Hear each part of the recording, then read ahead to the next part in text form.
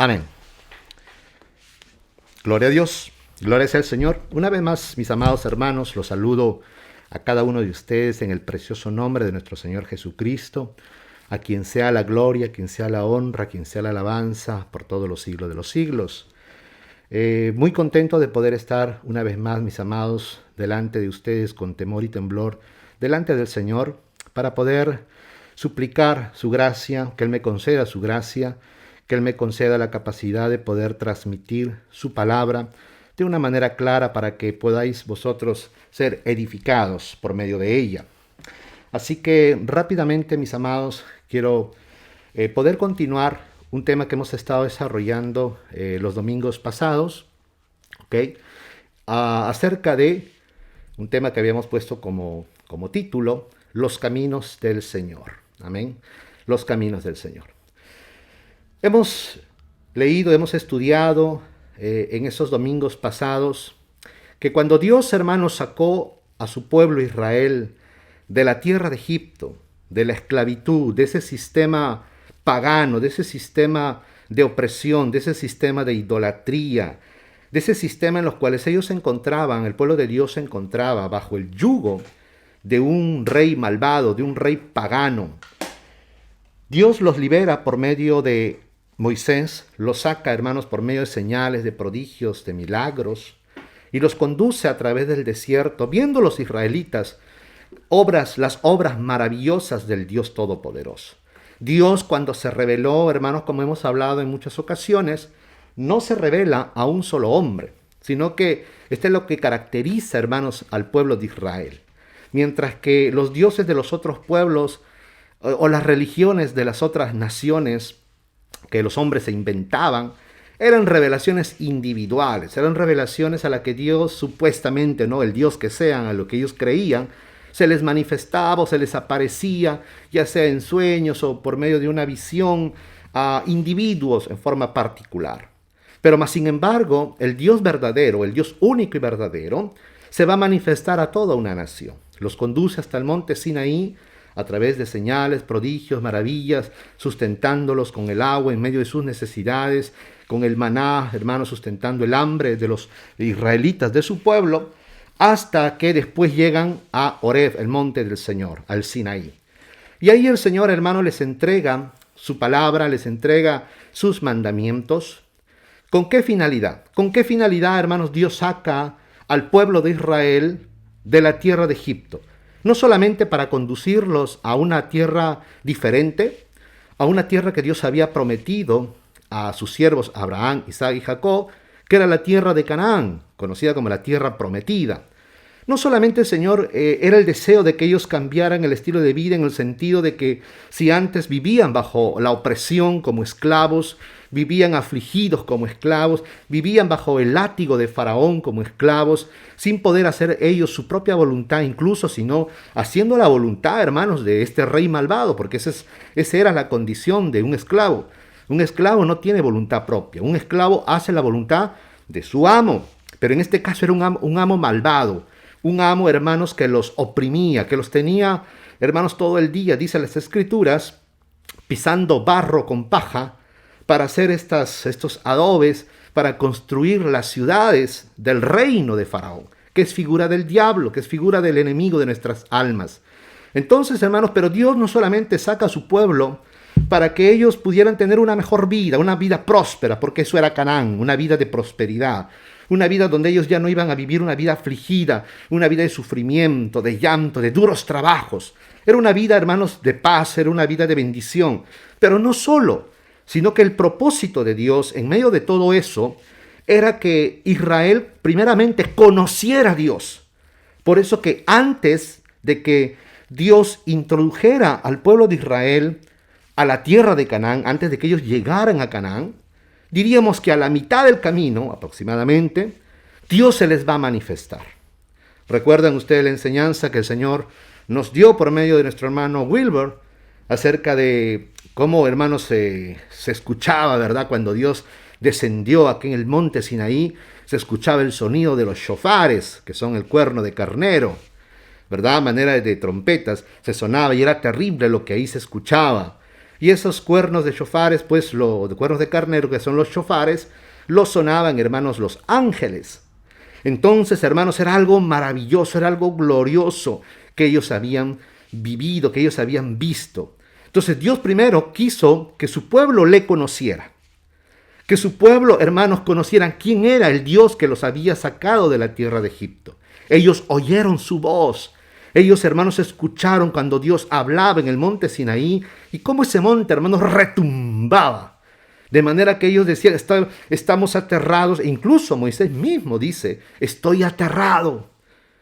Pero el pueblo de Israel manda, hermanos, a Moisés y le dice, hable el Señor contigo y no con nosotros, porque si no moriremos.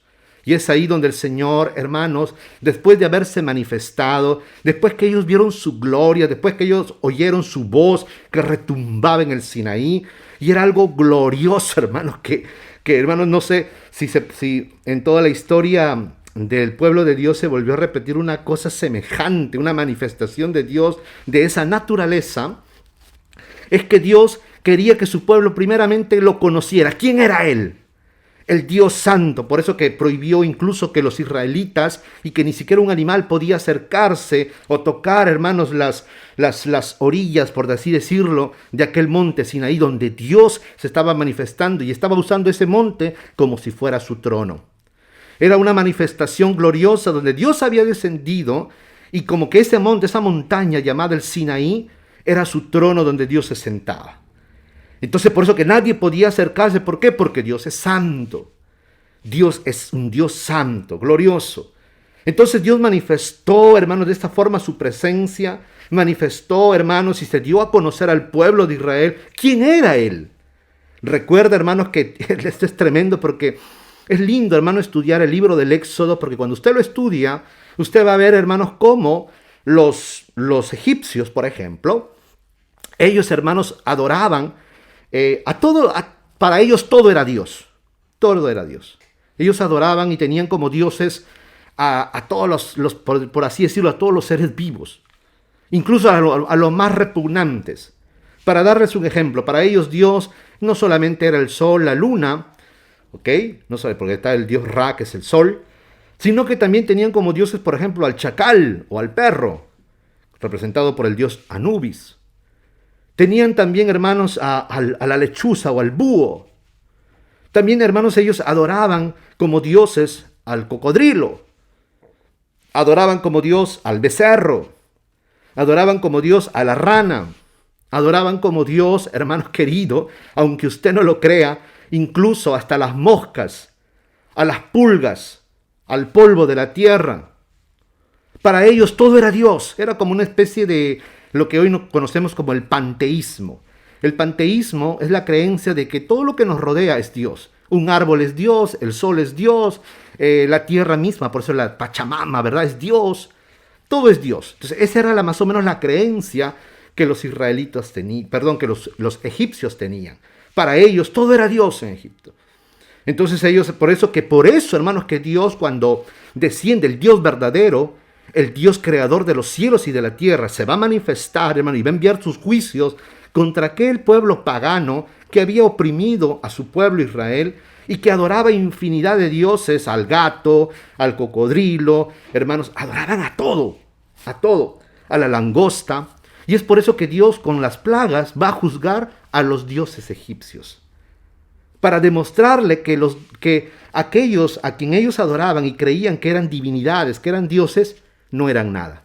Por eso que Dios envió plaga de langostas, por eso que Dios envió, hermanos, plaga de moscas, por eso que Dios, para ellos, por ejemplo, para los egipcios, el Nilo, por ejemplo, el río Nilo, era Dios.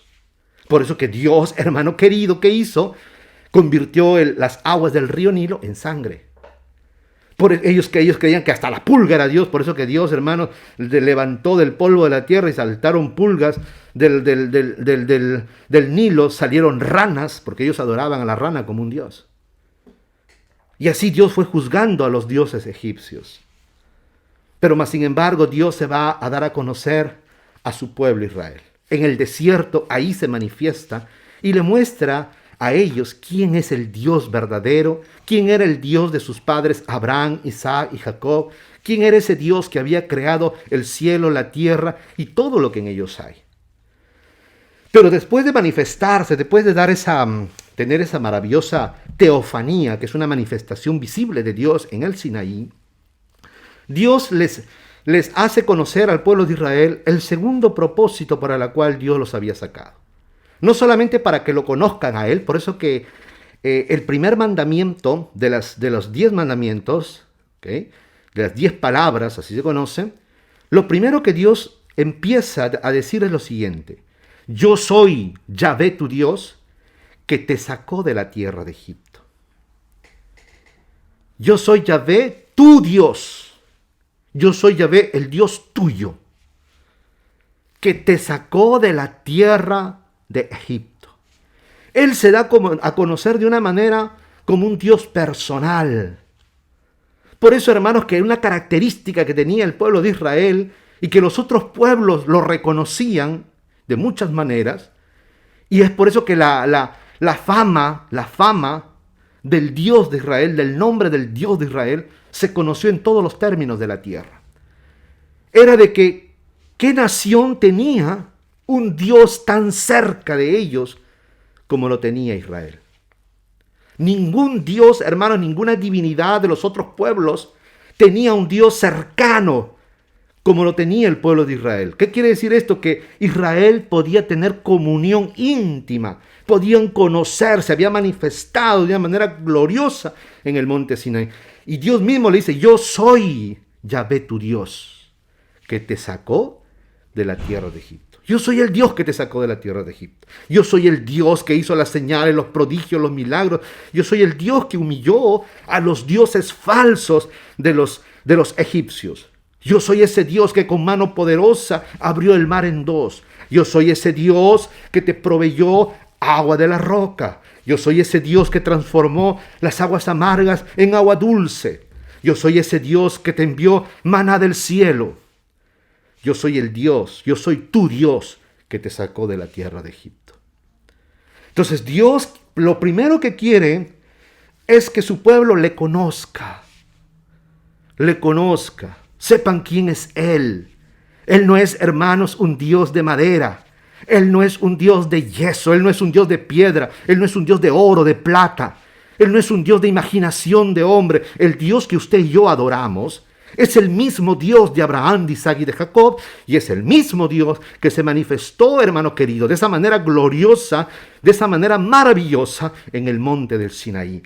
Ese Dios, el Dios de los israelitas, que no era antes nuestro Dios, porque nosotros, dice la palabra, que andábamos sin Dios y sin esperanza en el mundo, pero Dios, hermano, en su gran misericordia, por medio de Cristo Jesús, se nos ha manifestado ahora a nosotros y nos ha sacado de la esclavitud del pecado y de la opresión del diablo, y ahora somos su pueblo, ahora somos el Israel de Dios, ahora somos el pueblo santo, la nación santa, hermanos, el pueblo elegido, somos, hermanos, real sacerdocio, querido, y Dios, hermano, ese Dios que se manifestó a Israel, ese Dios es tu Dios y es mi Dios. No tenemos un Dios chiquito. No tenemos un Dios, hermano querido, que esté encerrado como tienen los católicos, ¿verdad? En un altar, y ahí está el altar mayor, y hay un como en ese altar hay una urna, ¿verdad? Donde está un objeto que ellos le llaman el Altísimo, que es como un sol radiante, es como una hostia con rayos. Está encerrado ahí en una cajita dentro del altar mayor. En una puertita, con un armario, ahí está metido. Un Dios miserable, un Dios pequeño, un Dios que el hombre puede tomar, un sacerdote o el Papa puede tomar en su mano y enseñar a todos y decir: este es el Dios Altísimo. No. Nosotros tenemos al Dios el cual los cielos de los cielos no le pueden contener, porque Dios está por encima de toda la creación. Por eso Él dice, hermanos, cuando se manifiesta Israel, le dice: ¿qué casa me haréis, oh Israel? Si el cielo es mi trono y la tierra es el estrado de mis pies. ¿No hice yo todas estas cosas? El de Dios es la tierra y su plenitud y todos los que en él habitan. Ese Dios poderoso, ese Dios maravilloso, ese Dios grande, hermanos, que cuando miramos los cielos de los cielos, por eso que David dice, cuando miro los cielos, el sol, la luna y las estrellas, obra de tus manos que tú creaste, digo, que es el hombre y el hijo del hombre, para que te acuerdes de él y lo visites. David entiende, hermanas, y mire que David no tenía telescopio, David no tenía, hermanos, el conocimiento, la ciencia que hoy nosotros tenemos. Él solamente lo que sus ojos contemplan, la maravilla del sol, la maravilla de la luna, cómo salen cada cosa en su tiempo, las estaciones, las estrellas maravillosas de la noche que inundan y alumbran, hermanos, y llenan el cielo. Y él dice, cuando miro todas estas cosas, obra de tus manos, yo digo que es el hombre y que es el hijo del hombre, para que te acuerdes de él y lo visites. ¿Qué somos, hermanos queridos, para que el Dios maravilloso, el cual el universo entero, hermanos, que el hombre dice que es infinito y no alcanza a ver ni su comienzo ni su final, ni con los más potentes telescopios que han salido fuera de la atmósfera de la Tierra, como el telescopio Hubble, que está orbitando fuera de la Tierra, hermanos, en el espacio, con sus potentes lentes, hermano querido, puede mirar galaxias, millones y millones de galaxias, puede contemplar nebulosas y puede contemplar todo, pero no puede alcanzar a ver, hermano querido, el inicio del universo ni el fin del universo. Y si el universo, que es la creación de Dios, el hombre no puede ver ni su principio ni su final, imagínese cómo será el Dios que creó el universo, cómo será el Dios tuyo, el Dios mío, hermanos, que creó las galaxias, que creó, hermanos, el sol, la luna y todo lo que nuestros ojos pueden contemplar. Ese Dios es el que se manifestó a Israel. Y ese Dios es el que se ha manifestado a tu vida y a mi vida. No tenemos un Dios pequeñito. No tenemos un diosito. Tu Dios es grande, más alto que los cielos de los cielos. Los cielos, el universo no lo puede contener. Las nubes no lo pueden sostener. Un Dios glorioso, un Dios todopoderoso, un Dios santo, justo, bueno y verdadero. Ese es tu Dios. Ese es mi Dios. Bendito sea el Señor, hermanos, que antes en nuestra ignorancia vivíamos, hermanos, en las tinieblas. Y tal vez algunos éramos ateos, agnósticos, pero otros tal vez, hermanos, heredamos la religión de nuestros padres y adorábamos ídolos, adorábamos imágenes, adorábamos virgencitas, adorábamos santos, adorábamos muñequitos. Nos humillábamos y nos postrábamos delante de estas imágenes abominables. Creíamos, hermanos, que esas imágenes eran Dios. Pero bendito sea el Señor, hermano querido, que en medio de nuestra ignorancia, en medio de la oscuridad en la que vivíamos acerca del Dios vivo y verdadero, Dios se nos ha manifestado.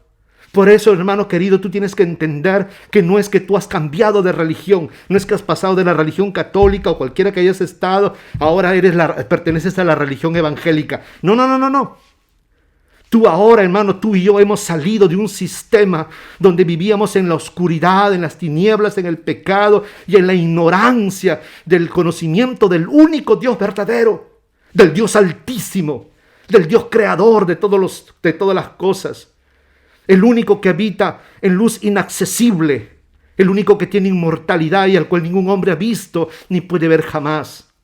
Ese Dios, hermano, se nos ha manifestado a ti y a mí. Y ahora Él es nuestro Dios. Así como le dijo al pueblo de Israel, el Señor también te dice a ti y a mí, yo soy Yahvé, tu Dios. Lo primero que Israel tenía que entender es que el Dios que los liberó, que los rescató, era su Dios. Que los israelitas tuvieran por Dios y adoraran al único Dios, vivo y verdadero, que los había rescatado de la esclavitud que vivían en la tierra de Egipto. Pero la segunda razón para la cual Dios libera al pueblo de Israel de la esclavitud y lo saca, Y como le dije antes de introducirlo a la tierra prometida, a la tierra de Canaán, Dios se va a manifestar, una teofanía, para que ellos entendieran y conocieran quién los había rescatado, a quién tenían que adorar, a quién tenían que servir. Y Dios, hermanos, lo segundo que hace es que le entrega su palabra. ¿Y para qué le entrega su palabra? ¿Para qué le entrega la Torá, los mandamientos, la ley? ¿Para qué Dios le da al pueblo de Israel estatutos, ordenanzas?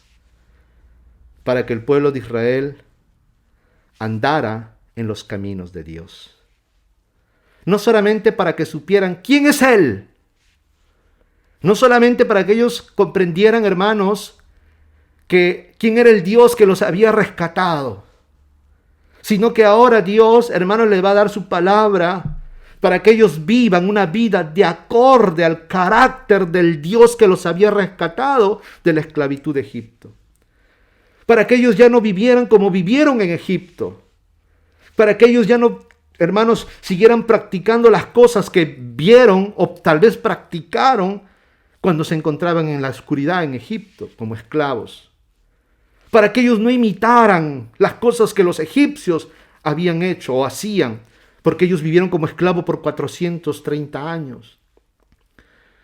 Sino que ahora Dios le va a entregar su palabra, los mandamientos, la ley, para que ellos conocieran mucho más el carácter de Dios, para que ellos conocieran mucho más los atributos de Dios y para que ellos entendieran cómo es que Dios quería que ellos vivieran, andando en sus caminos.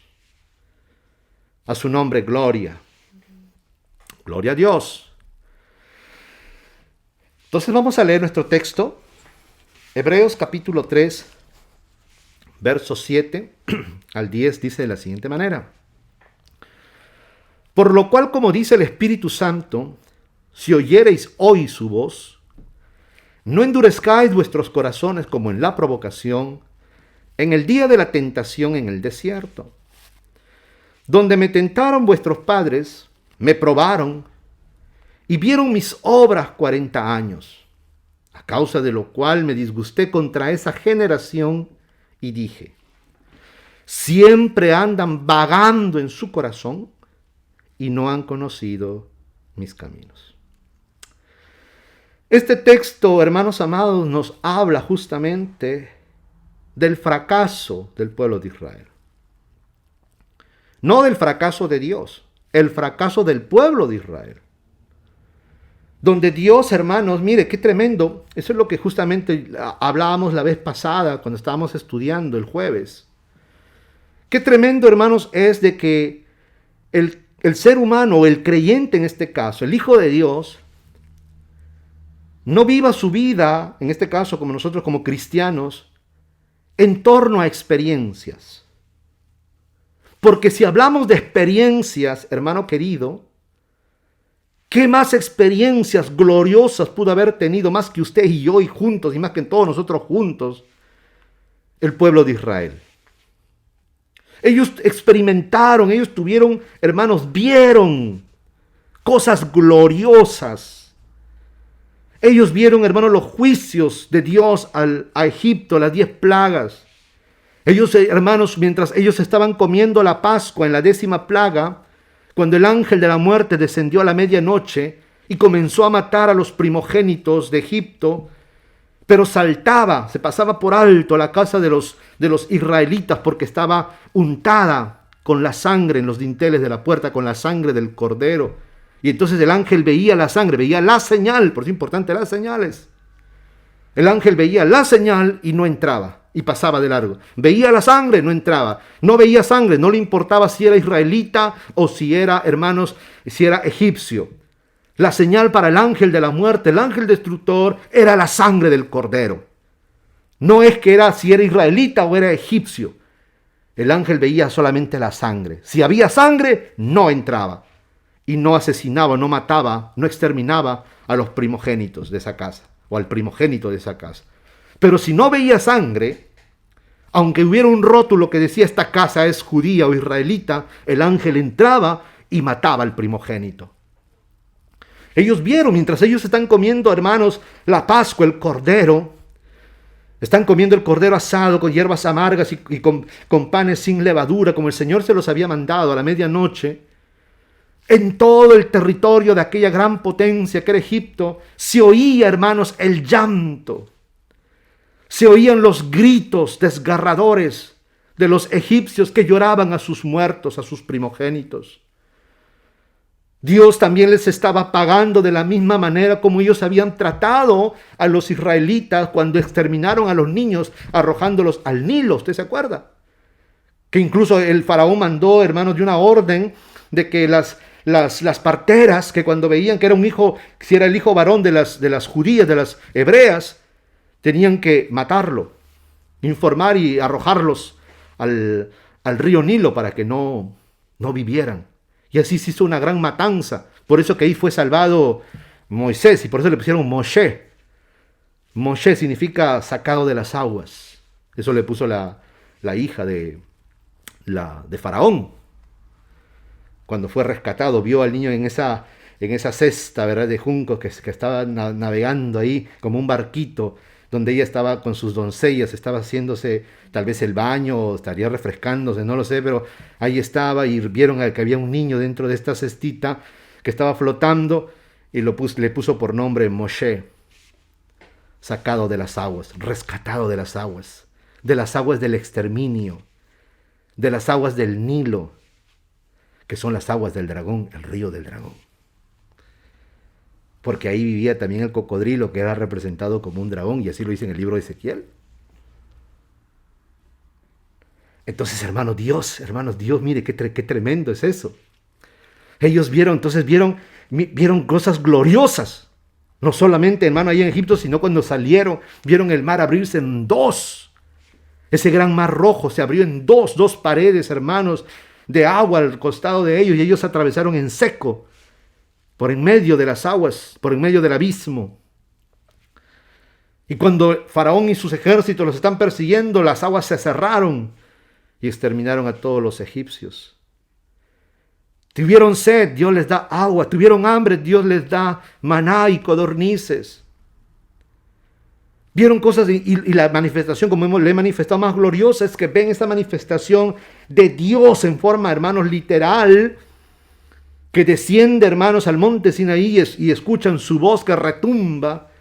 El Sinaí que ardía, hermanos, como un horno y se elevaba hasta el cielo. Era algo terrible lo que se veía. Qué mejores experiencias, hermanos, que esas. ¿Pero sus experiencias les sirvieron de algo?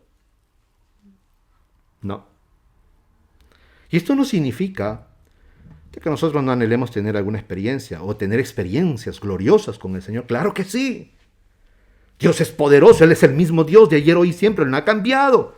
Él sigue haciendo milagros, Él sigue haciendo prodigios y Él se puede manifestar de muchas maneras y de formas gloriosas a cada uno de nosotros, si Él lo desea. Pero, hermano, no debemos basar nuestra vida cristiana en torno a esas experiencias. Gloria a Dios por las experiencias. Pero eso no son garantía de nada.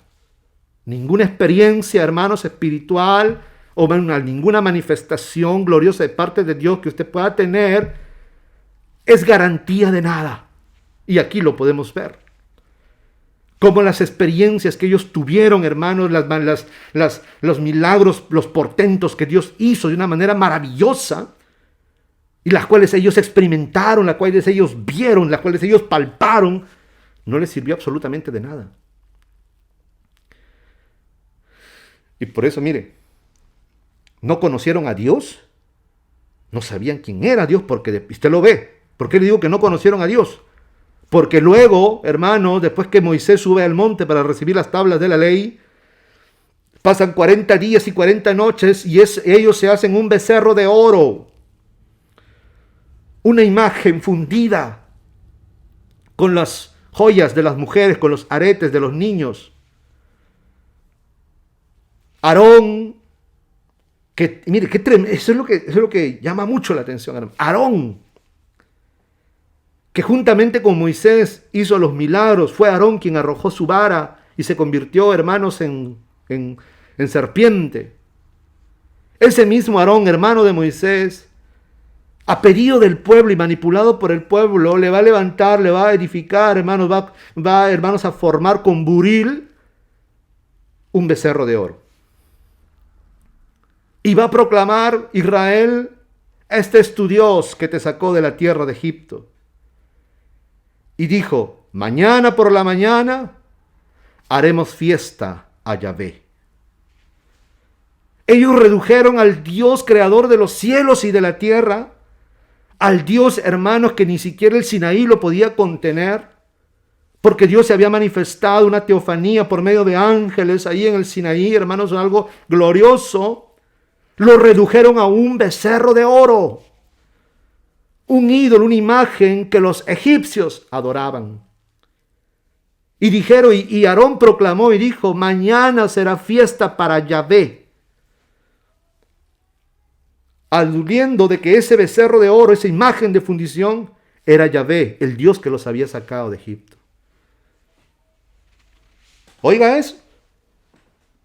Y habían tenido experiencias con Dios gloriosas. Habían oído la voz del Dios verdadero, lo habían oído. Habían visto una manifestación del Dios invisible en el monte Sinaí, lo habían visto. ¿Pero les sirvió de algo esas experiencias? No. No. ¿Qué es lo que los habría, hermanos, a los israelitas? Apartar, hermanos, conducirlos por el camino correcto y apartarlos del error. ¿Las experiencias? No. La palabra. La palabra. Por eso que el primer mandamiento decía: no tendrás dioses ajenos delante de mí. No te harás ninguna imagen de lo que esté arriba en el cielo, ni en la tierra, ni debajo de las aguas. No te inclinarás a ellas, ni las honrarás, porque yo soy Yahvé tu Dios, fuerte y celoso, que visito la maldad de los padres sobre los hijos hasta la tercera y cuarta generación de los que me aborrecen, pero hago misericordia por 1000 generaciones a los que me aman y guardan mi palabra, guardan mis mandamientos. Entonces no es las experiencias, por muy gloriosas que pueden ser, la que te van a conducir por el camino que tú debes andar, sino la palabra. La palabra es la guía, la palabra es el manual, la palabra es tu GPS, que se dice, el GPS. La palabra de Dios es tu Google Maps, por así decirlo. Esa aplicación que usted tiene en el teléfono, cuando usted quiere, le dan una dirección. Hermanos, ahora con el avance de la tecnología, nosotros tenemos en un teléfono, tenemos un mapa que nos dice, y usted lo pone, si está en máquina, le dice: siga derecho, a la siguiente en la curva va para la izquierda, a la primera o a la segunda, y hasta que llega a su destino. Lo lleva. Usted a ojos cerrados se va. Y aún caminando también pone la dirección, pone su Google Map y lo lleva al destino donde usted quiere ir. La palabra es el mapa, la cual nos indica el camino que nosotros debemos seguir. Por eso el Señor se disgustó con esa generación, que a pesar de que vieron sus maravillas, por eso dice, mire, verso 9, donde me tentaron vuestros padres, me probaron y vieron mis obras 40 años. Pero a pesar de todo eso, hermanos, siempre andaban vagando en su corazón. Siempre andaban murmurando, siempre andaban quejándose, siempre andaban, hermanos, rebelándose, siempre andaban tentando al Señor. Y el Señor se disgustó contra esa generación y dijo: siempre andan vagando en su corazón y no han conocido mis caminos. Tenían la palabra, Moisés les leía tal vez diariamente, hermanos, los mandamientos del Señor, pero ellos, hermanos, por la dureza de su corazón, no lo oían. Y si lo oían, no lo ponían en práctica. No habían conocido los caminos del Señor. Y no habían conocido quién era su Dios. Por eso, hermanos, qué importante, hermanos, por eso, es la meditación en la palabra del Señor. Cuán importante, hermanos, es el estudio de la palabra. Cuán importante, hermano querido, es poder conocerla, porque por medio de la palabra tú vas a conocer el carácter de Dios. Por medio de la palabra vas a conocer cuáles son los caminos que Dios quiere que tú y yo andemos. Cómo Dios quiere que sea nuestro modo de vivir. cómo Dios quiere que sea nuestro modo de pensar, cómo Dios quiere que sea nuestro modo de hablar, cómo Dios quiere que sea nuestro modo de sentir incluso. La palabra. La palabra. Pero ¿por qué hoy la iglesia del Señor, el Israel de Dios, del nuevo pacto, andan igual o andamos igual, hermanos, que el pueblo de Israel en el antiguo pacto? ¿Por qué andamos vagando en nuestros corazones? Y muchos de los que hoy nos decimos cristianos no hemos conocido los caminos del Señor. No conocemos los caminos del Señor. ¿Por qué? Porque hoy de la misma manera, porque el ser humano es así, es algo de su naturaleza, de la misma manera que en aquellos tiempos, hermanos, hoy nosotros estamos andando tras los deseos y los sentimientos de nuestro malvado corazón. Por eso le decía yo la vez pasada que los cultos, hermano querido, yo lo he vivido, yo he estado, hermano querido, en iglesia, por eso le digo, sé lo que le hablo. Y hoy usted lo puede ver en muchas prédicas de muchas congregaciones, cultos de muchas congregaciones por internet, que lo único que buscan son experiencias. No les gusta la palabra. Mira, hermano, yo lo recuerdo cuando yo recién me convertí. Congregaba, hermanos, era lejos la iglesia, el local de la iglesia o la iglesia donde se reunían, estaba muy lejos de mi casa. Estaba en un cerrito, me acuerdo de personas muy humildes, de un pueblo joven le llaman eso, ¿verdad? En un cerrito. Ahí me convertí yo porque ahí vivía un amigo, un ex compañero de trabajo, y él fue el que me llamó junto con su esposa, me predicó el evangelio, yo me convertí en su casa y bueno, me invitó a congregar ahí, donde ellos congregaban, en un cerro. Ahí estaba, casi en la punta, estaba edificada el local de la iglesia donde ellos se reunían. Y hermano, mire que era una iglesia pentecostal, de esas muy, muy radicales. Y yo recuerdo, hermano, que yo recién nuevecito, me lo recuerdo perfectamente, con ese deseo de conocer más, de saber más. Había cosas que no entendía porque ahí hablaban en lenguas. Ahí, hermanos, en una serie de manifestaciones que había que yo me quedaba ahí mirando y dije, ¿y esto qué cosa es? Muchas cosas no entendía. Pero la música, venía la alabanza, había un grupo de alabanza muy lindo, hermano, de jóvenes, que el tecladista, el que tocaba el piano, había sido un ex cumbiandero, había tenido su grupo y tocaba lindísimo, tocaba el piano, hermano, el teclado, muy diestro en tocar el piano, tocaba hermoso, y había la corista, la chica que ministraba la alabanza, una alabanza muy bonita. Y yo que me gustaba la música, me encantaba la música, pero por sobre todo yo quería la palabra. La alabanza me encantaba. Pero lo más que yo quería, el momento más precioso que yo quería era la palabra, porque yo quería aprender, yo quería saber, quería conocer más de ese Dios que me había salvado. Quería conocer quién era verdaderamente, cómo era su carácter, ese Dios que se me había manifestado de una manera maravillosa el día que me convertí. Pero recuerdo, hermanos, que por ejemplo, le pongo este ejemplo, que este grupo de alabanza, estos hermanos que ministraban la alabanza, después que ellos terminaban, y qué bonito ministraban la alabanza, después que terminaban de ministrar la alabanza, como decir, aquí cumplimos. ¿Y sabe lo que hacían? Se salían afuera, durante la prédica. Y ahí afuera estaban. No les importaba la predicación. No les interesaba el mensaje de la palabra. Y a mí eso me llamaba la atención. Dice, pero ¿cómo así? ¿Cómo así un grupo que ministra, hermanos que están ministrando, que lloran y hacen una serie de cosas ahí? Cuando viene la ministración, la enseñanza de la palabra, hermanos, se salían afuera y afuera estaban ahí, fuera del local de la iglesia ahí, hablando, riéndose.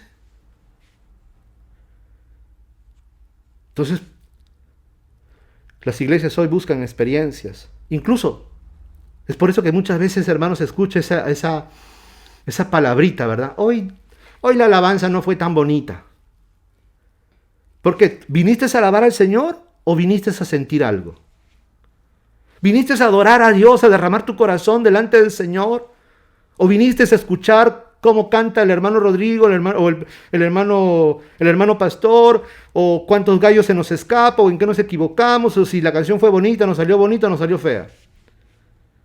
O que durante la alabanza a ver si sentías algún cuchicuchi. Y esa es una característica del cristianismo de hoy. Quiere sentir algo en medio de la alabanza, en medio de los cultos. Quiere sentir algo en la predicación. De ahí es porque muchos predicadores, hermanos, yo se lo digo con esto nuevamente con conocimiento de causa, porque en mis inicios, como yo recién estaba empezando, yo también fui por ese rumbo. En manipular el sentimiento, en manipular el alma de las personas, para hacerlos llorar. Porque eso es lo que la gente quiere sentir algo. Y se recurre, hermanos, a estrategias, a tácticas psicológicas para manipular el corazón de los que nos escuchan, la mente, los recuerdos, las partes sensibles, para que la gente llore, porque se acuerdan de su pasado, se acuerdan de sus desgracias, se acuerdan de muchas cosas. Y no estoy diciendo que es malo llorar, no estoy diciendo que la palabra del Señor, hermanos queridos, muchas veces no nos quebranta y nos conmueve verdaderamente el Espíritu de Dios y nos lleva al llanto, al arrepentimiento, a pedir perdón, pero eso es otra cosa. Yo me estoy refiriendo cuando los predicadores usan sus estrategias para manipular el alma de la gente. ¿Por qué? Porque los predicadores saben de que los seres humanos andan tras las señales, andan tras sentir algo, andan tras ver algo. Por eso que incluso, hermanos, eso es tremendo. Mire, eso es tremendo. Usted lo puede ver y es una tristeza. Yo veía cómo, y muchos no se daban cuenta, no se han dado cuenta, incluso, ni siquiera el hermano que había hecho el video y que estaba demostrando las mentiras de este falso apóstol. Había un varón que se llama Darío Salas, que le llaman la Biblia andante, porque se sabe la Biblia de memoria, los pasajes de memoria. Y a uno lo asombra, un gordito. Y un día él va a una iglesia y dice, ahí está en YouTube, ahí usted lo puede ver, dice, hoy el Señor va a hacer una cosa gloriosa. Había sido invitado este hermano, este pastor Darío Salas. Y dice, hoy el Señor va a hacer una cosa gloriosa. Va a hacer una señal, va a dar una señal a su pueblo. Y todos los hermanos están esperando la señal. Y lo llama al pastor, pues que lo había invitado, ¿no? Pastor, ven, le dice, siéntate aquí a mi costado, le dice. Hoy el Señor va a hacer algo glorioso. Amén, le dice. Él le dice, pastor, enséñame tus manos, le dice. Y el pastor le enseña sus manos, la palma de sus manos. Enséñanos al pueblo. Y el pueblo lo mira y dice, ¿Ve usted algo en las manos del pastor? No se veía nada. Y la cámara enfoca, pues no se ve, normal. Se las ha lavado, sí, está perfecto. Muy bien. Luego el pastor, ok, pastor, ahí nomás, gracias. Siga ahí a mi costado sentado. Y él abre su maletín, pone un maletín, el Darío Salas trae un maletín y dice, bueno, Dios hoy ya te va a bendecir, pero antes de que bendecirte, te va a dar una señal para que tú creas que Dios está aquí, que Dios está presente en este lugar. Va a ser una confirmación de lo que yo te estoy hablando, le dice. Y el Señor va a hacer una señal, le dice. Dele gloria a Dios. Y empiezan ahí, mire, dele gloria a Dios, dice. Si usted lo mira atento el video, los hermanos, gloria a Dios. Mientras la iglesia dice gloria a Dios, el pastor de la iglesia que lo había invitado, Darío Salas, que estaba a su costado, que le enseñó las manos, disimulado mete su mano a su bolsillo de su pantalón, lo saca y se soba las manos. Sin que se den cuenta la gente, mientras la gente está dando gloria a Dios. Y el otro está diciendo, dele gloria a Dios, diga aleluya. Y la gente, aleluya, con los ojos cerrados, mirando al cielo. Y el pastor metió su mano a su bolsillo y soba su mano. Ahora el Señor les va a dar una señal. Pastor, muéstreme sus manos. El pastor muestra sus manos. ¿Y qué había? Polvo de oro. Las manos del pastor brillaban con puntitos de oro. Escarcha, pues, no es otra cosa, diamantina, como le llaman. Y la iglesia, ¡wow! Primero no tenía nada, ahora tenía el polvo de oro en su mano. Esa era la señal. Y él abre su maletín. Ahora vengan, hermanos, denle una mejor ofrenda al Señor. Y toda la gente trae y le llenan, hermanos, ese maletín que este hombre había traído. se lo llenan de dinero y de sobres y de ofrendas para este predicador. ¿Por qué? Porque la gente quiere ver eso. La gente quiere ver señales.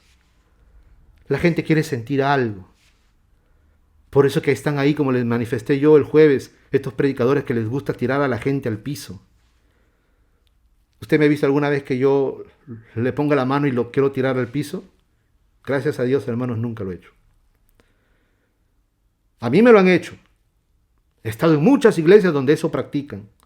Y si no te caes, te empujan. Pero yo nunca lo he hecho. Porque sé que eso no viene de parte de Dios. Y que esa no es la voluntad de Dios. Dios no está interesado en tumbarte de espaldas. Dios está interesado en cambiar tu corazón y mi corazón. Dios está interesado en darse a conocer como tu Dios y que tú y yo andemos en sus caminos. ¿Qué gana Dios con tirarte al piso de espaldas? ¿Qué gana Dios con que te dé corriente? Nada. Sí, sientes algo en ese ratito y te emocionas, pero ahí quedó. ¿Qué es lo que te va a conducir, hermanos, a conocer más a Dios, a conocer su carácter y a conocer su voluntad? ¿Qué es? Si no es la palabra del Señor. Y es a eso a lo que hoy menos se le da importancia. Los cultos son solamente espectáculos para entretener a la gente. Hacen incluso hasta, usted lo ha visto y nosotros muchas veces, bueno, no es que hemos ido siempre a hacer eso, pero en algún momento tal vez caímos también en ese sentido cuando teníamos jóvenes a hacer obras de teatro. La iglesia no es para hacer obras de teatro, mis amados. La iglesia no es para hacer espectáculos ni para entretener a nadie. La iglesia, hermano querido, es para venir, tiene que ser casa de oración. Casa de oración será llamada mi casa para todos los pueblos, para todas las naciones de la tierra.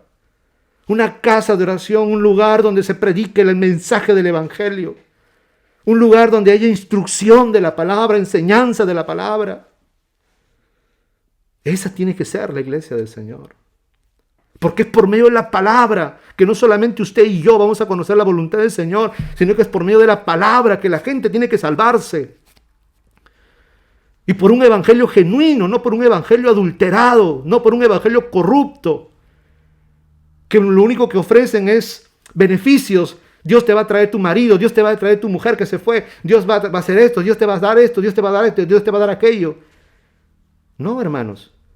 Dios lo que está interesado es en darte vida eterna. Dios lo que está interesado, hermanos, es en sacarte de las tinieblas. Dios está interesado en lavarte tus pecados con la sangre de Cristo y hacer de ti y de mí una nueva criatura y a todo ser humano cambiarle la vida. Aunque si en esta vida nos muramos pobres, miserables, humanamente, sin dinero incluso, pero te mueres como hijo de Dios, con esperanzas a la resurrección. Aunque no tengas ni siquiera un cobre en este mundo, no tengas de repente ni una casa, no tengas un techo, no tengas nada. Porque desnudo saliste del vientre de tu madre y desnudo volverás a la tierra. Nada te llevarás. Lo único que te llevarás, usted y yo, lo único que nos llevaremos el día que nos muramos, si el Señor no ha venido, será lo que hay acá adentro en tu corazón. Lo que está en tu alma.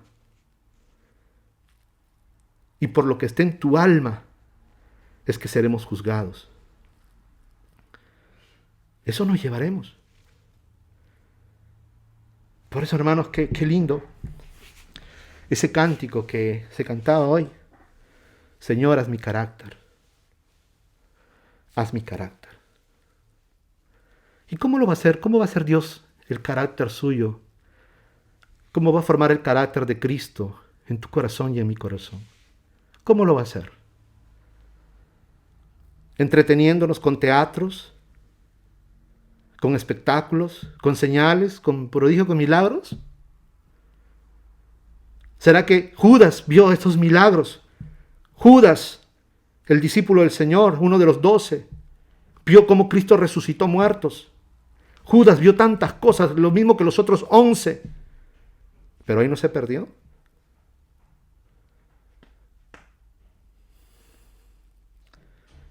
Entonces nosotros necesitamos por eso, hermanos, amar la palabra. Ame la palabra, anhélela. deséela y póngala en práctica con todo su corazón.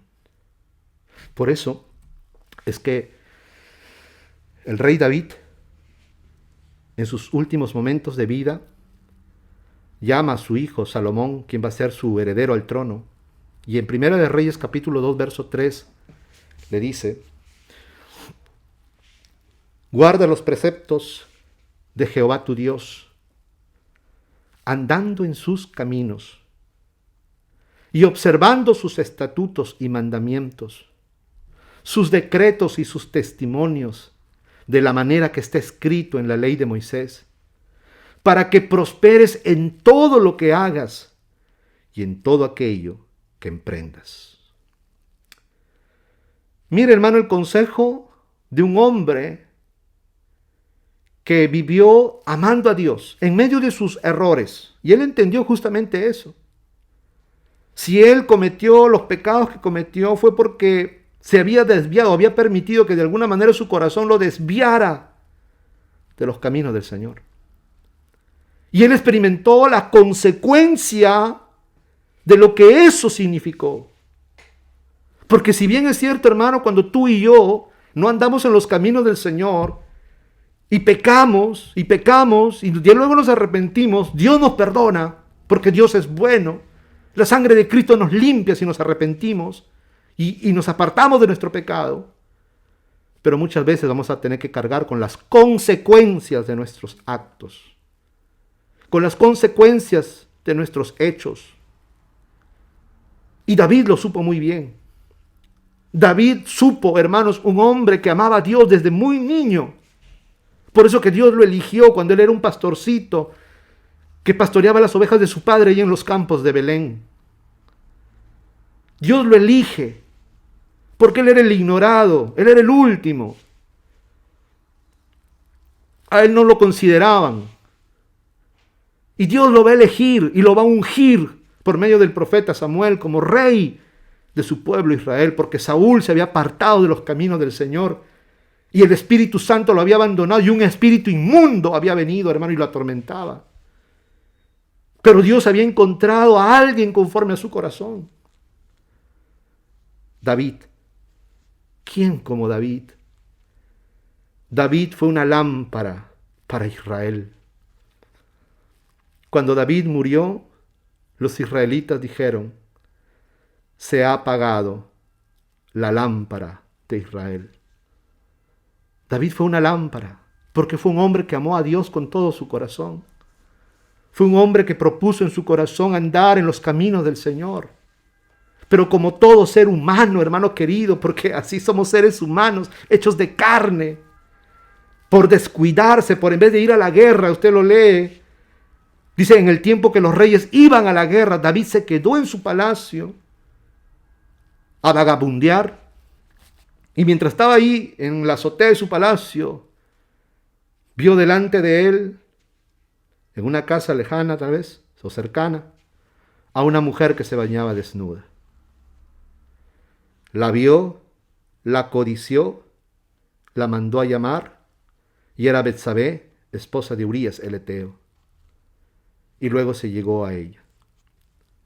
La mujer quedó embarazada, y él, para querer ocultar su pecado, manda llamar a su marido Urías, que estaba en el campo de batalla, peleando las batallas del rey, las batallas de Dios contra sus enemigos, y lo emborracha y todo para que él se llegue a su mujer y así cubra su pecado. Pero Urías resultó siendo más fiel a Dios que el propio David. Y usted sabe, hermanos, le ha leído la historia de Urías cuando él le dice: ¿cómo podré yo ir a mi casa, comer, beber y acostarme con mi mujer mientras el ejército del Señor están ahí en el campo de batalla, viviendo en tiendas de campaña? Incluso el arca del Señor, el arca del pacto que simboliza el trono del Eterno, está bajo una tienda de campaña en el campo de batalla. ¿Cómo podría yo ir y comer y beber y llegarme a mi mujer? No. Y aunque si David lo persuadió, hermanos, este varón, este soldado, Urías el Eteo, durmió fuera del palacio del rey y no fue a su casa a acostarse con su mujer. Después de muchos intentos, lo único que David apeló lo mandó de regreso con una carta en su mano diciendo: esto le vas a dar ahí a tu general. Y él, muy obediente, se lo dio. Pero en esa carta decía: pon a Urías delante del ejército, donde la batalla es más recia, para que muera. Había cargado él mismo su sentencia de muerte. Y así Urías murió en el campo de batalla, peleando por su rey y por su Dios. Y David, como quedó viuda Betsabé, la tomó por mujer. Y así él, hermanos, cubrió su pecado. Así él pensó que se le había pasado lisha. Así él pensó de que Dios, como lo quería, lo amaba y decía que él era conforme a su corazón, se iba a hacer de la vista gorda. Y estaba él muy contento. Hasta que vino el profeta de Dios y le dijo: oh rey, tengo un asunto que decirte. Dime, profeta, le dice. Bueno, había un hombre rico que tenía muchas ovejas.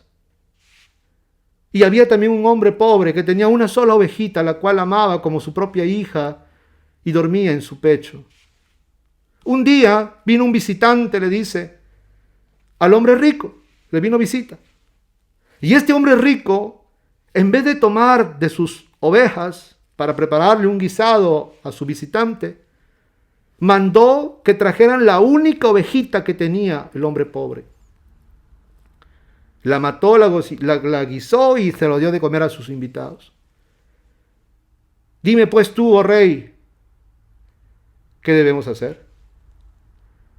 Y dice, hermanos, que la ira del rey se encendió y dio su sentencia. Y dijo: ese hombre malvado debe morir. Pero antes que muera, debe pagar 4 veces más de lo que él hizo. Debe devolver 4 veces más de lo que robó. Entonces el profeta le dijo: ese hombre eres tú, oh rey. Así dice el Señor. No dice Dios me ha dicho, Dios me ha contado, no. Así dice el Señor.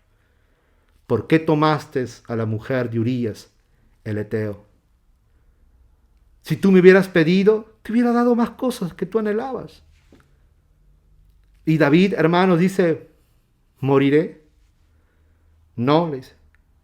Pero tu hijo, que espera a Betsabé, él morirá. Y luego, hermanos, usted ve cómo la sentencia que da el profeta Natán le dice: mire, la espada se levantará de tu propia casa y tus enemigos serán los de tu propia casa. Y usted ve ahí, va a ver todas las desgracias que le vino a la casa de David. Cómo uno de sus hermanos viola a su propia hermana, cómo el otro hermano mata a su propio hermano, cómo su propio hijo se rebela contra él. Él, hermanos, entendió y comprendió y saboreó la amargura de lo que significa apartarse de los caminos del Señor. Él sabía que Dios le había perdonado, él sabía que Dios lo había limpiado, porque Dios era bueno y misericordioso, pero tuvo que vivir con las malas experiencias de la consecuencia de su pecado. Y es por eso que él en su vejez, a punto de morir, en su lecho de muerte, le dice a su hijo Salomón que habría de sentarse en su trono y habría de gobernar al pueblo de Dios. Le dice: guarda los preceptos de Jehová tu Dios, andando en sus caminos y observando sus estatutos y mandamientos, sus decretos y sus testimonios, de la manera que está escrita en la ley de Moisés, para que prosperes en todo lo que hagas y en todo aquello que emprendas. Para que prosperes significa para que te vaya bien. Para que no tengas que llorar como él había llorado. Para que no tenga que llorar como él lloró por la muerte de su hijo Absalón, que se había levantado contra su propio padre. Para que no pueda él llorar como él lloró cuando uno de sus hijos mató a su propio hermano porque había violado a su hermana. David supo lo que significaba apartarse de los caminos del Señor. Y le da el mandato a su hijo Salomón. Salomón, guarda los preceptos, guarda la palabra de Jehová, tu Dios. Si Él es tu Dios, guarda su palabra. ¿Cómo? Andando en sus caminos. ¿Y cuáles son sus caminos? Su palabra. Pon en práctica su palabra y así harás prosperar tu camino. Miren, mis amados,